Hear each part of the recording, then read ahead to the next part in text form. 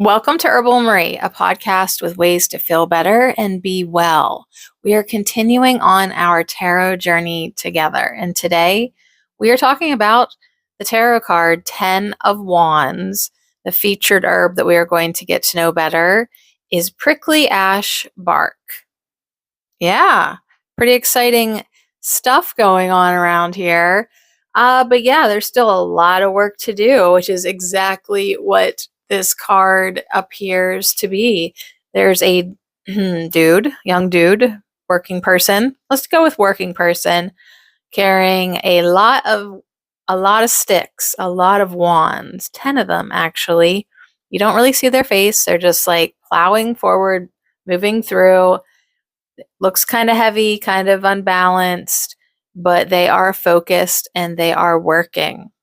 And then there's a sprig of prickly ash bark across the top of the card. Like even like the sunshine is really yellow and bright. Like it gives you that appearance of like a hot, hardworking day. Like you have all this work to do and the sun is up and banging. All right, so here's what I learned on my research with the 10 of Wands on the internet. It does represent an excess of responsibility and a lot of work and too many tasks. And this card even represents this sensation and feeling and experience of being overburdened.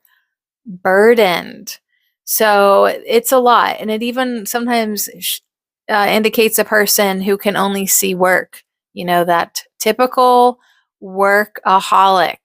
Like there's always stuff to do, and that's who you are now. You've lost yourself. Now you are just a worker.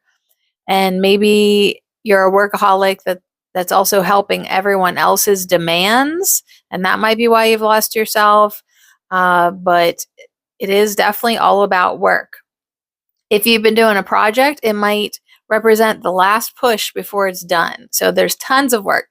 So when you get it in your readings upright, it kind of is just a, hey, you're almost there, muscle through to the end. You're doing it. You're almost done. Plow ahead, do not stop. So 10 of Wands upright means you're almost to the finish line. Just muscle through the end. You've got this. Continue to do the work. Now reversed, it's going to be more of an opposite meaning. Letting go of the work. Yeah, you do have too many tasks. So let's release them. Maybe give up on overdoing it like all the dang time. Take a break before you collapse from having just an excess of responsibility. And while you take a break, why don't you reevaluate your projects? Like, are you just overworking out of habit? Because that's just all you know now. Like maybe reevaluate, see if these projects are even worth it, and maybe let some of them go. So that is what the 10 of Wands I found out on the internet. We're going to learn more about prickly ash bark. So let's open up our books, class, to page, let's see, I'm going to guess 151. 151 in The Spirit of Herbs by Michael Tierra and Candace Canton. The 10 of Wands, prickly ash bark. There's a big old Latin name for prickly ash bark. Xanthosxylum americanum. It's Saturn in Sagittarius. So the full bundle of 10 wands are carried as a burden on the back of the Voyager. The sense is of being overwhelmed, oppressed, and weighted down by various cares and concerns. While there is less opportunity for distractions and diversions, there is an obvious opportunity for organizing and gaining clearer focus and vision. Adhering to priorities can generate focused energy that will bring the reward of important personal breakthroughs. So take the opportunity to become organized in all aspects of your being. Clarify your goals. Make sure you allow others to take on their responsibilities as well. There is no need for you to take on other people's loads. A lot can be accomplished when this energy is handled properly. So a lot of good advice there. It may have just went in one ear and out the other if your ego is literally hooked on overworking, taking on other people's problems, other people's burdens. So, anyways, good reminder to adhere to your priorities and focus your energy to clarify your goals. So, what do you know about prickly ash bark? I mean, not much, I'm going to say. This herb, let's spiritually, we've got some energy here with the prickly ash bark. This herb will relieve feelings of oppression and burden. The idea that one is a martyr and a victim will slowly be transformed to seeing the self as a creator and a responsible being. There is no need for or virtue in chewing and digesting someone else's experiences and lessons. It will be seen that it is better to allow others to face their own karma and responsibility while you remain in detached compassion. So when you let other people live their lives and have their own experiences, I know it's a little bit difficult, but it really is probably best for all. So the medicinal properties of prickly ash bark. Na na na na na na na. The inner bark of prickly ash combines both stimulating and detoxifying properties.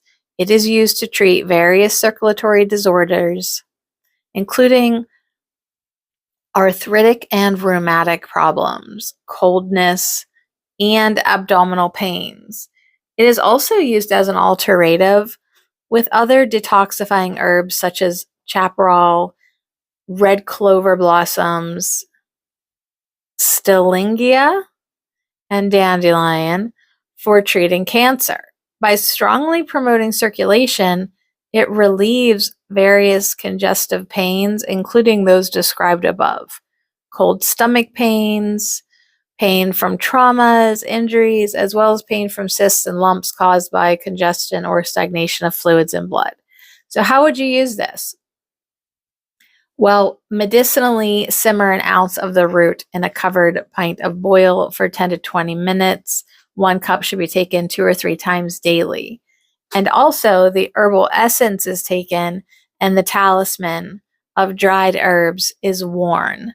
Wear it like a necklace to relieve negative feelings of oppression and burden. I know what you're thinking at this point. We might just need to jump in a tub of prickly ash bark to relieve the negative feelings of oppression and burden. So the herbal allies are chaparral and dandelion. So if you kind of know dandelion really well, you can kind of see how this plant would work a little bit. Dandelion is like a powerful, relentless manifester. No victimhood there. So the key words with the 10 of Wands is oppression, heaviness, but also breakthroughs.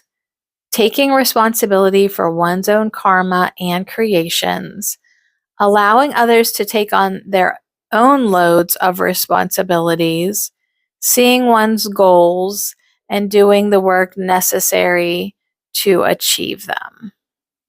So that is the 10 of Wands, getting to know everything better. The affirmation that we're going to say is, I willingly take on my responsibilities and allow others to take on theirs as well.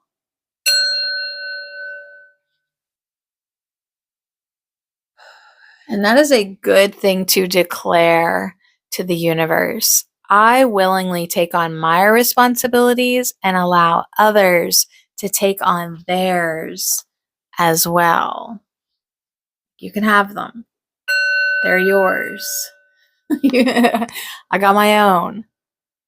I willingly take on my responsibilities and allow others to take on theirs as well.